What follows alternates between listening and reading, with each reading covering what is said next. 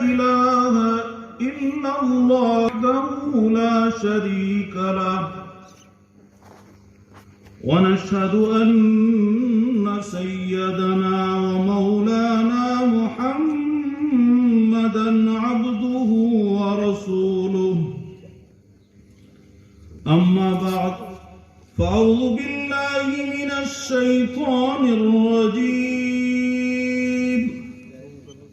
بسم الله الرحمن الرحيم ولقد كرمنا بني آدم وحملناهم في البر والبحر ورزقناهم من الطيبات وفضلناهم على كثير ممن خلقنا تفضيلا قال الله تعالى في القرآن المجيد وما توفيقي إلا بالله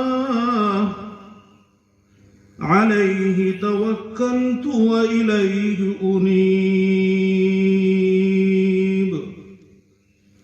صدق الله مولانا العظيم وصدق على رسوله النبي الكريم ونحن على ذلك من الشاهدين والشاكرين والحمد لله رب العالمين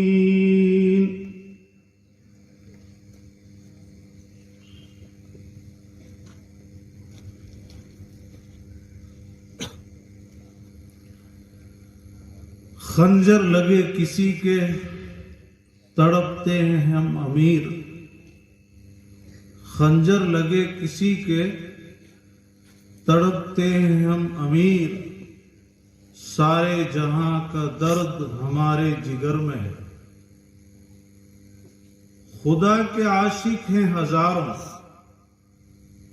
خدا کے عاشق ہیں ہزاروں بنوں میں پھرتے ہیں مارے مارے میں اسی کا بندہ بنوں گا جس کو خدا کے بندوں سے پیار ہوگا اخوت تو یہ ہے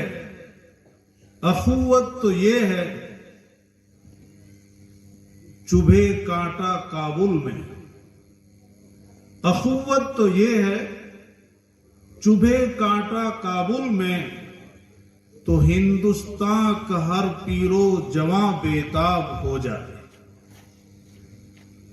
قابل قدر حضرات علماء کرام میرے محترم بزرگوں اور دوستوں اور چمن اسنان رسالت کے نوشگفت پھولوں اور پردہ نشین خواتین میری ماں اور بہنوں اس مبارک مجلس میں حاضری میں اپنی سعادت مندی سمجھتا ہوں چند روز پہلے مولانا ایوب صاحب کا فون آیا اور ہمارے حضرت محتمیم صاحب جن سے میری مراد حضرت مولانا قاری محمد امین صاحب دامت برکاتہم العالیہ صدر رابطہ مدارس عربیہ راجستھان صدر جمعیت العلماء راجستھان شیخ الحدیث اور محتمیم دارالعلوم پوکھرن حضرت سے بات ہوئی اور حضرت نے مجھے بلا کے حکم دیا کہ بھائی اس تاریخ کو رابطہ مدارس کا اجلاس ہے دارالعلوم دیوبند میں اس لیے مجھے تو وہاں جانا پڑے گا لیکن آپ کو اور ہمارے ساتھ تشریف فرما ہے مفتی سعید احمد صاحب جو ناظم تعلیمات ہیں دارالعلوم پوکھرن کے حکم دیا کہ آپ حضرات کو وہاں حاضر ہونا ہے پھر مولانا نے فون پہ بتایا کہ بھی آپ کو کچھ بات بھی کرنی ہے تو مجھے بہت شرم محسوس ہوئی کہ علماء کرام کی موجودگی میں میرے جیسے ایک نااہل کا بات کرنا گویا سورج کو چراغ دکھانے اور لقمان حکیم کو حکمت بتلانے کے مترادف ہوگا، لیکن جب بڑوں کا حکم ہوا تو ہم لوگ حاضر ہو گئے۔ دعا فرمائیں اللہ تعالی عمل کی نیت سے کہنے اور سننے کی توفیق عطا فرمائے۔ میرے دوستو، میں نے خطبے کے بعد 2 مقام سے آیتوں کو تلاوت کیا۔ سب سے پہلے میں نے 15ویں پارے کا ایک رکوع شروع ہوتا ہے، اس میں سے ایک آیت پڑھی، وَلَقَدْ كَرَّمْنَا بَنِي آدم۔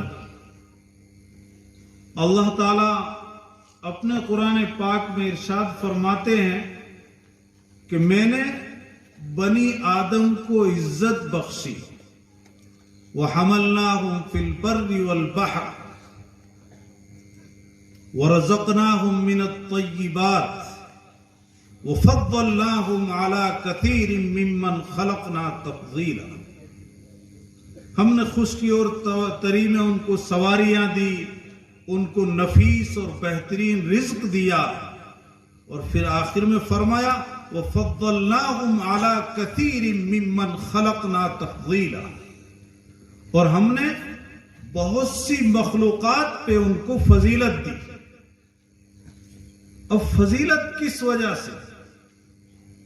اسی کی ایک کڑی ہے کہ جیسے کہ مجھ سے پہلے مفتی سلیم صاحب نے بہت تفصیل سے اس موضوع پہ گفتگو کر دی، میں ان تمام باتوں کی تائید بھی کرتا ہوں، اور ہمارے محترم مولانا محمد ایوب صاحب جو ایک ادارہ اور ایک سنستھا چلاتے ہیں، انہوں نے انسانیت کے خدمت کے لیے جس میدان میں بھی خدمت ہوتی ہے، الحمدللہ ایک نمایاں کام انجام دیا ہے۔ آپ تعلیمی اعتبار سے دیکھ لیجئے، چاہے دینی تعلیم ہو، چاہے عصری تعلیم ہو، چاہے خدمت کا ہو، ہر اعتبار سے آپ کام کرتے رہے، اور ابھی الحمدللہ آپ نے ادارہ دعوت الحق، اسی کے پلیٹ فارم سے ایک ہاسپٹل جو آپ کے سامنے بنا ہوا ہے، اور آج اس کا افتتاح ہے۔ اور دیکھیے، یہ مخلوق کی خدمت میں سے ایک بہترین خدمت ہے۔ میرے آقا حضرت محمد عربی صلی اللہ علیہ وسلم ارشاد فرماتے ہیں، احب الناس الی اللہ انفعہم للناس۔ اس میں ذکر کیا گیا ہے اللہ کے بندوں میں سے اللہ رب العزت کو جو سب سے زیادہ پسندیدہ بندے ہیں، جن سے اللہ محبت کرتا ہے، انفعہم للناس، جو لوگوں کو زیادہ نفع پہنچانے والے ہوتے ہیں۔ اور زیادہ نفع ظاہر بات ہے وہی پہنچا سکتے ہیں جس کے دلوں میں درد ہوتا ہے، جو ایک دوسرے کے درد کو سمجھتے ہیں۔ آپ میں سے بہت سو کو سابقہ پڑا ہوگا، جب ہم ہاسپٹل جاتے ہیں، کہیں سے پرچی بنانے کی جگہ معلوم نہیں، پھر کہیں جاتے ہیں ڈاکٹر نہیں ملتے، اور کتنی دشوار گھاٹیوں سے گزرنا پڑتا ہے۔ الحمدللہ اللہ رب العزت مولانا کی مدد فرمائے کہ انہوں نے ایک بہت اچھی خدمت کی لائن سے اس ہاسپٹل کا افتتاح کیا ہے، اور اسی کو شاعر کہتا ہے، خنجر لگے کسی کو تڑپتے ہیں ہم امیر، خنجر لگے کسی کو تڑپتے ہیں ہم امیر۔ ایک مومن کی شان بیان کی ہے، اور حدیث میں آتا ہے مومن کی مثال تو ایسی ہے جیسے بدن کا پورا حصہ، اگر آنکھ میں درد ہوتا ہے بدن کا پورا حصہ بےتاب ہو جاتا ہے۔ اسی لیے شاعر کہتا ہے، کیا کہتا ہے، جو میں نے دوسرا شعر پڑھا تھا کہ چبھے کانٹا جو کابل میں تو ہندوستان کا ہر پیرو جواں بےتاب ہو جائے۔ یہ اخوت اور بھائی چارگی ہے۔ اور آپ دیکھیے، آپ صلی اللہ علیہ وسلم نے کوئی ایمان والوں کا ذکر نہیں کیا، آپ نے فرمایا حب الناس الی اللہ انفعہم للناس، جو لوگوں کے نفع کے لیے کام کرتا ہے۔ اور پھر آپ صلی اللہ علیہ وسلم نے ایک مرکزی نقطہ بیان فرما دیا، الخلق عیال اللہ، کہ تمام کی تمام مخلوق اللہ کا کنبہ ہے، اللہ کا کنبہ ہے۔ اور پھر فرمایا فَحَبُّ الْخَلْقِ إِلَى اللَّهِ مَنْ أَحْسَنَ إِلَى عَيَالِهِ، کہ اللہ رب العزت کو اپنی مخلوق میں سے وہ سب سے زیادہ پسند ہیں جو اللہ کی مخلوق کے ساتھ بھلائی کرتے ہیں۔ اور اس سے بڑھ کے کیا بھلائی ہو سکتی ہے؟ اور کیوں نہ ہو کہ جس اسلام کو ہم مانتے ہیں، جس اسلام کے ہم پیروکار ہیں، اللہ نے اخوت کو اور انسانی درد کو ایسا بتایا ہے۔ ایک موقع پہ، ایک جگہ پہ اللہ فرماتا ہے وَلَا تُصَعِّرْ خَدَّكَ لِلنَّاسِ، انسانیت کے دو اصول بیان کیے ہیں۔ وَلَا تُصَعِّرْ خَدَّكَ لِلنَّاسِ، یہاں پر مسلمانوں کا ذکر نہیں ہے بلکہ تمام لوگوں کا ذکر ہے کہ جب تم کسی سے ملو تو مسکرا کے ملو، گال پھلا کے مت ملو، ایسے ملو کہ جب آپ کے چہرے کو دیکھے تو اس کے دل کے غم دور ہو جائیں، ایک مغموم دل جو ہے وہ خوشی سے جھوم اٹھے۔ وَلَا تُصَعِّرْ خَدَّكَ لِلنَّاسِ، دوسرا اصول بتایا وَقُولُوا لِلنَّاسِ حُسْنًا، یہاں بھی لوگوں کا ذکر ہے، صرف ایمان والوں کا ذکر نہیں ہے بلکہ عام انسانیت کا، مانوتا کا ایک پیغام دیا گیا ہے وَقُولُوا لِلنَّاسِ حُسْنًا، جب لوگوں کے سے بات کرو تو اس انداز میں بات کرو، آپ الفاظوں کی عمارت کو اس طرح چن کے بات کرو کہ ایک ٹوٹے ہوئے دل کو ڈھارس بند جائے۔ انسانیت کے یہ دو بہترین اصول اور ضابطے بتائے گئے ہیں۔ میں مولانا کو یہ مبارکباد دیتا ہوں اور وقت کی تنگدامنی ہے، میں اپنی بات کو مختصر کرتا ہوں کہ رسول پاک صلی اللہ علیہ وسلم نے جس جماعت کو تیار کیا تھا، ہر انسان کا کتنا درد ان کے دلوں میں تھا۔ آپ پیچھے جائیں گے تاریخ میں، مدینہ منورہ کی ایک خاموش اندھیری رات ہے، اور اس اندھیری رات کے اندر جس کی حکومت 22.5 لاکھ مربع زمین پہ ہے، وہ اندھیری رات میں گھر گھر گھومتا ہوا، گلی گلی کوچے کوچے گھومتا ہوا لوگوں کے احوال معلوم کرتا ہے کہ لوگوں کی زندگی کس طرح گزر رہی ہے۔ اس گھر کے سامنے سے گزر ہوتا ہے اور معصوم بچوں کے رونے اور بلکنے کی آواز آتی ہے، باہر سے آواز لگتی ہے کہ ان بچوں کو خاموش کرو، بچے رو رہے ہیں، اور پھر آپ گزر جاتے ہیں۔ دوبارہ جب گزر ہوتا ہے پھر ان بچوں کی رونے کی ایسی ہی آواز آتی ہے۔ آپ نے پھر فرمایا، ذرا لہجے میں تلخی آ گئی اور کہا کیسی ماں ہے، بچے کافی دیر سے رو رہے ہیں اور بچوں کو خاموش نہیں کر رہے ہیں۔ اندر سے کرب اور مصیبت میں ڈوبی ہوئی آواز آتی ہے، اور وہ آواز آتی ہے چلے جاؤ، کیوں کسی کے زخموں پہ نمک پاشی کرتے ہو، کیوں کسی کے زخموں کو اور درد میں مبتلا کرتے ہو، میں ان بچوں کو خاموش نہیں کر سکتی، یہ بچے 3 دن سے بھوکے ہیں۔ اور اس کے ساتھ وہ ایک اور الفاظوں کو اس کے ساتھ جوڑ دیتی ہے اور یوں کہتی ہے کہ کل قیامت کے دن امیر المؤمنین کے دامن کو میں پکڑ لوں گی اور میں کہوں گی اے عمر، تیرے دور حکومت میں میرے ان معصوم اور یتیم بچوں کے اور مجھ بیوہ کے دن ایسے گزرے تھے۔ وہ تو اللہ سے ڈرنے والے تھے۔ عمر رضی اللہ تعالیٰ عنہ کی آنکھوں میں آنسو آ جاتے ہیں اور کہتے ہیں بڑی بھی آپ کو جا کے امیر المؤمنین کو بتا دینا چاہیے، وہ ان کو کیا معلوم۔ اندر سے جواب ملتا ہے میں اتنی بے ضمیر نہیں ہوں، میرا ضمیر اتنا نہیں مر چکا ہے، اگر وہ کسی ایک غریب کی جھونپڑی میں رہنے والے کے احوال کو معلوم نہیں کر سکتا ہے تو اس کو حکومت کرنے کا کوئی حق نہیں ہے۔ اسلام نے یہ درس دیا ہے، اسلام سے اچھا مذہب کوئی مذہب نہیں۔ اللہ فرماتا ہے ان الدین عند اللہ الاسلام، جو اخوت، جو بھائی چارگی، جو انسانیت کا درد اسلام سکھاتا ہے، اور مکہ کے چاند اور مدینہ کے تارے جو اٹھے تو آسمانوں کو بلندی ملے، جو بیٹھے تو زمین کو سکون مل جائے، جو مسکرا دے تو جنت کو جوانی مل جائے، اور جو غصے میں آئے تو جہنم کو جیلانی مل جائے۔ اب جس نبی صلی اللہ علیہ وسلم نے ایسی تعلیم دی ہے، اس یونیورسٹی کے اسٹوڈنٹ اور طلبہ کیسے تیار نہیں ہو سکتے؟ آپ نے کہا امیر المؤمنین کو معلوم نہیں ہوگا، اندر سے عورت نے بتایا کہ وکالت کرنے کی کوئی ضرورت نہیں ہے، اگر اس کو حکومت کرنی ہے تو ہر غریب تک پہنچنا چاہیے۔ رات کو ہم ہاسپٹل پہ گئے، سب چیزیں دیکھے، مولانا بار بار فرما رہے تھے، بتا رہے تھے بیچاری ایسے غریب لوگ ہیں جو ڈیلیوری کے لیے ان کے پاس پیسے نہیں ہوتے ہیں، وہ پہنچ نہیں سکتے ہیں، کہاں پہنچ سکتے ہیں تو لیڈیز ڈاکٹر نہیں مل پاتے ہیں، بے پردگی ہوتی ہے، پریشانی ہوتی ہے۔ ان تمام پریشانیوں کو دیکھتے ہوئے ہم نے یہ بیڑا اٹھایا ہے۔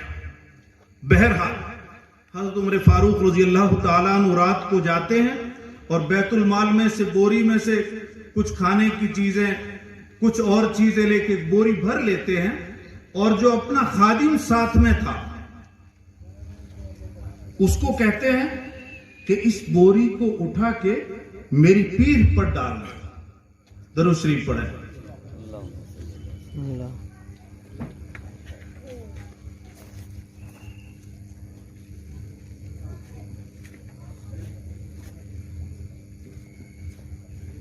خادم نے کہا امیر المؤمنین میں اٹھا لوں گا، آپ کی پیٹھ پر ڈالنے کی ضرورت نہیں ہے۔ فرمانے لگے نہیں، میری پیٹھ کے اوپر ڈالو۔ خادم کا زیادہ اصرار بڑا، امیر المؤمنین جواب دیتے ہیں اے اسلم، کل قیامت کے دن کیا تو میرے بوجھ کو اٹھا لے گا؟ جہاں ہر ایک کو اپنا بوجھ اٹھانا پڑے گا۔ امیر المؤمنین کے زبان مبارک سے جب یہ الفاظ نکلتے ہیں، وہ ایک وقت کے بہت بڑے بادشاہ کی کمر پہ وہ بوری ڈال لیتا ہے۔ چشم فلک نے دیکھا اور تاریخ کے سچے اوراق نے نوٹ کیا، آسمان نے وہ منظر دیکھا کہ اتنی بڑی حکومت کا مالک ایک رات کے اندھیرے میں اپنی پیٹھ پر بوری لاد کے ایک بیوہ کے گھر کے چولہے کو جلانے کے لیے روانہ ہو جاتا ہے۔ وہاں پہنچتے ہیں اور پہنچنے کے بعد آٹا ڈالتے ہیں اور کہا آپ آٹا گوندیے۔ اس نے کہا نہیں، میں اب سب کام کر لوں گی، بہت بہت شکریہ، اللہ رب العزت آپ کو جزائے خیر عطا فرمائے، آپ تشریف لے جائیے، آپ بہت اچھے انسان دکھتے ہیں۔ اخوت تو یہ ہے، کانٹا چبھے جو کابل میں تو ہر ہندوستان کا پیرو جواں بےتاب ہو جائے۔ اب ہمدردی یہ ہے، آپ وہاں کھڑے ہو گئے اور کہا نہیں، میں چولہا جلاتا ہوں اور آپ آٹا گوندیں۔ اب وہ عورت آٹا گوند رہی ہے، یہ چولہا جلا رہے ہیں، چولہے میں پھونک مار رہے ہیں، جس کی وجہ سے راکھ اڑتی ہے اور داڑھی کے لگتی ہے۔ داڑھی پکڑ کے کہتے ہیں اے عمر، دنیا کی راکھ برداشت کر لے، اے عمر دنیا کی راکھ برداشت کر لے تاکہ کل جہنم کی آگ سے بچ جائے۔ اور زار و قطار رو رہے ہیں۔ عورت بھی وہ منظر دیکھتی رہی کہ بات کیا ہے۔ بات ہوتی ہے عمر دنیا کی راکھ اور دنیا کی آگ برداشت کر لے، کل قیامت کے دن جہنم کی آگ سے بچ جائے گا۔ اب پھر کہا آپ چلے جائیے، میں کھانا پکا لوں گی۔ آپ نے فرمایا بڑی بھی کچھ بھی کرو، میں جانے والا نہیں ہوں۔ کیوں؟ میں نے ان بچوں کے رونے کی آواز سنی ہے، میں نے ان معصوم بچوں کے رونے کی آواز سنی ہے۔ جب تک میں ان کے ہنسنے کی آواز نہیں سنوں گا اس وقت تک میں نہیں جاؤں گا۔ پھر کھانا کھایا، بچے کھلکھلائے، خوش ہو گئے۔ اس کے بعد میں اس نے کہا بہت بہت شکریہ، بہت اچھا ہوا، واقعی حکومت کرنے کے قابل تو آپ ہی ہیں۔ وہ کہنے لگے بڑی بھی معاف کرنا، امیر المؤمنین جس کو کہتے ہیں، عمر جس کا نام ہے، وہ میں ہی ہوں۔ وہ عورت بڑی شرمندہ ہوئی اور کہنے لگی معاف کرنا، میں نے آپ کو پہچانا نہیں تھا، اس لیے میں نے کوئی الفاظ کہہ دیے ہیں تو معاف کر دینا۔ کیا جواب دیتے ہیں؟ بڑی بھی جو کچھ کہنا ہے اور کہہ دیجئے، جو کچھ کہنا ہے اور کہہ دیجئے، کل قیامت کے دن کالی کملی والے پیارے محبوب صلی اللہ علیہ وسلم کے سامنے مجھے رسوا مت کرنا۔ جب خدمت خلق کا جذبہ دل میں پیدا ہوتا ہے تو رات کی تاریکیوں میں اس طرح سفر کیا جاتا ہے۔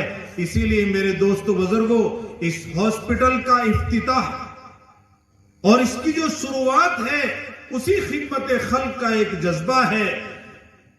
اسی لیے میں نے قرآن پاک کی 12ویں پارے کی ایک دوسری آیت تلاوت کی تھی۔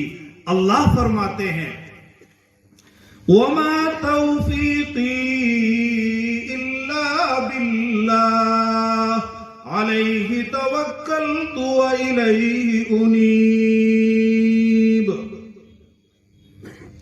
میری کامیابی اللہ تعالی کے فضل سے ہے۔ اسی لیے جس چیز کی بھی ابتدا کی جاتی ہے، جس کام کو بھی شروع کیا جاتا ہے، اس سے پہلے اللہ کے حضور میں دامن پھیلا کر دعائیں کرنی چاہیے۔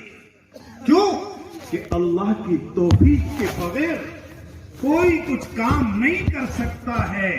جس طرح ایک معصوم